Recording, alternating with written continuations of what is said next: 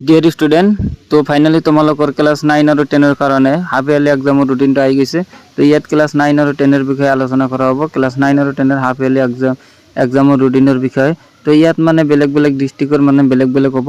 তো ইয়াত কোন ডিস্ট্ৰিক্টৰ আছে ভিডিঅ'টো সম্পূৰ্ণ চালে তোমালোকে বুজি পাবা আৰু তোমালোকে ইয়াৰ পৰা লিখি ল'ব পাৰিবা ৰুটিনটো। আৰু যদি তোমালোকৰ পিডিএফ লাগে তেনেহ'লে মোৰ হোৱাটছআপ চেনেলত জইন হোৱা, তোমালোকে পাই যাবা। তো ইয়াত মানে কোন ডিস্ট্ৰিক্টৰ আছে সেই ভিডিওটো সম্পূৰ্ণ চালে তোমালোকে বুজি পাবা। তো প্ৰথমে এটা ডিস্ট্ৰিক্টৰ আছে, ইয়াৰ পিছত আৰু অন্য ডিস্ট্ৰিক্টৰ এটা আছে, গতিকে ভিডিওটো সম্পূৰ্ণ চোৱা। তো এতিয়া আমি কৈ দিম তোমালোকক কি আছে। তো ইয়াত চোৱা ডেটবিলাক দিয়া আছে, এইফালে বাওঁফালে দিয়া আছে ডেট এণ্ড ডেজ, মানে সময়, তাৰিখ আৰু দিনটো দিয়া আছে। তো 25 তাৰিখ 9 মাহ 2026। তো ইয়াত ফ্ৰাইডে, শুক্ৰবাৰৰ পৰা তোমালোকৰ এক্সামটো আৰম্ভ হ'ব। তো শুক্ৰবাৰে ক্লাস 10 আছে জেনাৰেল ম্যাথামেটিক্স আৰু ক্লাস 9 আছে ইংলিশ। আৰু শনিবাৰে ক্লাস 10 আছে এছামিজ, MIL যেটো সাবজেক্ট আছে তোমালোকৰ MIL, আৰু ক্লাস 9 MIL আছে। আৰু 28 তাৰিখ সোমবাৰে আছে ক্লাস 10 জেনাৰেল সায়েন্স আৰু ক্লাস 9 জেনাৰেল ম্যাথামেটিক্স।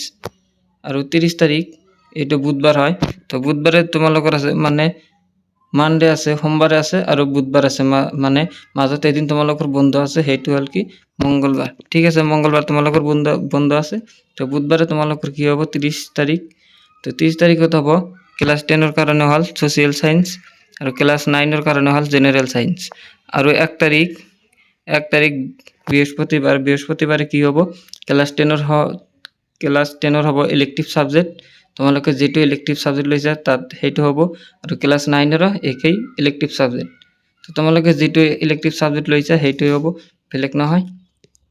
আৰু 3 তাৰিখত আছে মানে শনিবাৰত আছে ক্লাস 10 ইংলিশ আৰু ক্লাস 9 সোশিয়েল সায়েন্স।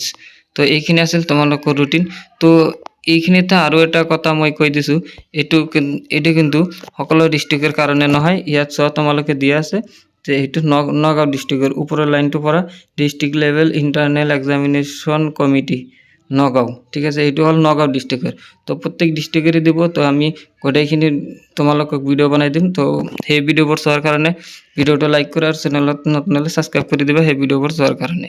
তো আজিৰ কাৰণে এইখিনি, বাই বাই, টাটা। ইয়াত দিয়া আছে বৰপেটা আৰু বজালী। বৰপেটা জিলা আৰু বজালী জিলা, এই দুটা জিলাৰ ৰুটিন এইটো। তো ইয়াৰ আগত আমি যোৱাকালি এটা আপলোড দিছোঁ, সেইটো হ'ল নগাঁও ডিস্ট্ৰিক্টৰ। তো ইয়াৰ পিছত আকৌ বেলেগ ডিস্ট্ৰিক্টৰ আহিলে মই আপলোড দিম। তো ভিডিঅ'টো ভাল লাগিলে এটা লাইক কৰিবা, চেনেলত নতুন হ'লে সাবস্ক্ৰাইব কৰি দিবা। তো ইয়াত চোৱা 19 তাৰিখত ইয়াত ক্লাছবিলাক দিয়া আছে 10, এইফালে আছে ক্লাস 9। আৰু ক্লাস 10 পৰীক্ষাটো হ'ব মৰ্নিঙত 9টা বজাৰ পৰা 12টা বজালৈ, আৰু ক্লাস 9 পৰীক্ষাটো হ'ব আবেলিত 1টা বজাৰ পৰা 4 বজালৈ। তো ইয়াত চোৱা 19 তাৰিখত আছে class 10 English, class 9 English same পৰীক্ষা। 23 তাৰিখত আছে ক্লাস 10 ম্যাথামেটিক্স, ক্লাস 9 ম্যাথামেটিক্স। 24 তাৰিখত আছে ক্লাস 10 ইলেক্টিভ সাবজেক্ট। তোমালোকে যেটো ইলেক্টিভ সাবজেক্ট লৈছা সেইটোৰ এক্সাম হ'ব। তো বেলেগ ষ্টুডেণ্টে বেলেগ লৈছে। তো ক্লাস 9 আছে ইলেক্টিভ সাবজেক্ট সেম তাৰিখ। আৰু 25 তাৰিখত আছে ক্লাস 10 MIL আৰু ক্লাস 9 MIL। 26 তাৰিখত আছে ক্লাস 10 সোশিয়েল সায়েন্স আৰু ক্লাস 9 জেনাৰেল সায়েন্স। 29 তাৰিখত আছে ক্লাস 10 জেনাৰেল সায়েন্স আৰু ক্লাস 9 আছে সোশিয়েল সায়েন্স। আৰু 30 তাৰিখত আছে তোমালোকৰ প্ৰেক্টিকেল হ'ব, প্ৰেক্টিকেল যেটো আছে সেইটো ল'ব। ঠিক আছে, তো এইটো হ'ল আজিৰ সৰু এটা ভিডিঅ'। যদি ভিডিঅ'টো ভাল লাগে এটা লাইক কৰি দিবা, চেনেলত নতুন হ'লে সাবস্ক্ৰাইব কৰি দিবা। আৰু তোমালোকৰ কাৰণে যোৱাকালিও মই এটা ভিডিঅ' আপলোড দিছোঁ নগাঁও ডিস্ট্ৰিক্টৰ। তো এই ভিডিঅ'টো যিসকলে চাই আছা, যদি তোমাৰ বন্ধু বান্ধৱী থাকে সিহঁতৰ লগত শ্বেয়াৰ কৰিবা। আমি ইয়াৰ পিছত আকৌ যদি বেলেগ কোনো ডিস্ট্ৰিক্টৰ ৰুটিন আহে মই সেইটো তোমালোকৰ কাৰণে লৈ আহিম। তো আজিৰ কাৰণে এইখিনি, বাই বাই, টাটা।